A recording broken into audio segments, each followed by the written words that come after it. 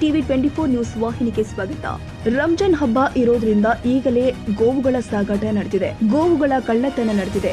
ರಾಜ್ಯದಲ್ಲಿ ಗೋಹತ್ಯೆ ನಿಷೇಧ ಕಾಯ್ದೆ ಇದ್ರೂ ಪೊಲೀಸ್ ಇಲಾಖೆ ಕಣ್ಮುಚ್ಚಿ ಕುಳಿತಿದೆ ಎಂದು ಶ್ರೀರಾಮ ಸೇನೆ ಮುಖ್ಯಸ್ಥ ಪ್ರಮೋದ್ ಮುತಾಲಿಕ್ ಆರೋಪಿಸಿದ್ರು. ಧಾರವಾಡದಲ್ಲಿ ಮಾತನಾಡಿದ್ರು. ಯಮಕನ ಮರಡಿಯಲ್ಲಿ ಟಾಟಾ ಎಸ್ ವಾಹನದಲ್ಲಿ 7 ಎತ್ತುಗಳನ್ನ ಅಕ್ರಮವಾಗಿ ಸಾಗಿಸಲಾಗ್ತಾ ಇತ್ತು. ಅವುಗಳಿಗೆ ನೀರು ಮೇವು ಹಾಕಿಲ್ಲ, ಎತ್ತುಗಳಿಗೆ ಗಾಯಗಳಾಗಿದೆ. ಈ ರೀತಿ ಜಾನುವಾರುಗಳ ಅಕ್ರಮ ಸಾಗಾಟ ನಿರಂತರವಾಗಿ ನಡೆದಿದೆ. ಪೊಲೀಸ್ ಇಲಾಖೆಯವರು ಯಾಕೆ ಕಣ್ಮುಚ್ಚಿ ಕುಳಿತಿದ್ದಾರೆ? ಇದು ಪೊಲೀಸರಿಗೆ ಕಾಣ್ತಾ ಇಲ್ವಾ? ನಾಳೆಯಿಂದ ನಮ್ಮ ಸಂಘಟನೆಯ ಕಾರ್ಯಕರ್ತರೇ ಚೆಕ್ ಪೋಸ್ಟ್ ನಲ್ಲಿ ನಿಂತು ವಾಹನಗಳನ್ನ ನಾವೇ ತಪಾಸಣೆ ಮಾಡಿ ಬಿಡ್ತೀವಿ. ಅಲ್ಲಿ ಏನಾದ್ರೂ ಆದ್ರೆ ಅದಕ್ಕೆ ಪೊಲೀಸರು ಹಾಗೂ ಸರ್ಕಾರವೇ ನೇರ ಹೊಣೆ ಎಂದಿದ್ದಾರೆ.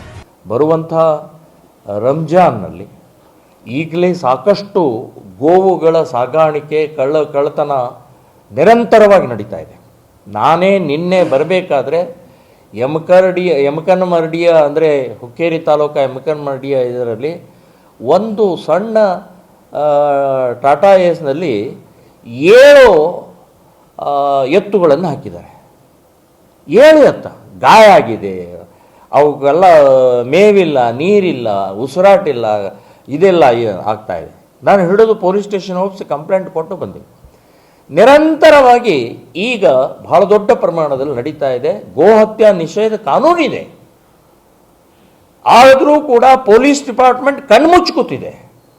ನಾನು ಪೊಲೀಸ್ ಡಿಪಾರ್ಟ್ಮೆಂಟ್ಗೆ ಹೇಳ್ತಾ ಇದ್ದೀನಿ, ಈ ಏನು ಒಂದು ರಂಜಾನಿನ ಹಿಂದೆ ಮುಂದೆ ಸಾಕಷ್ಟು ರೀತಿಯ ಕಳ್ತನ ಆಗ್ತಾ ಇದೆ, ಗೋ ಸಾಗಾಣಿಕೆ ಆಗ್ತಾ ಇದೆ, ಗೋಹತ್ಯೆ ಆಗ್ತಾ ಇದೆ, ಕಟಗರು ತಗೊಂಡು ಹೋಗ್ತಾ ಇದ್ದಾರೆ.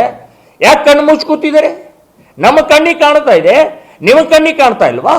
ಗೋಹತ್ಯೆ ನಿಷೇಧ ಕಾನೂನು ಜಾರಿ ಮಾಡೋದು ಯಾರು? ನಾವು ಸಂಘಟಕರು ಮಾಡಬೇಕಾ?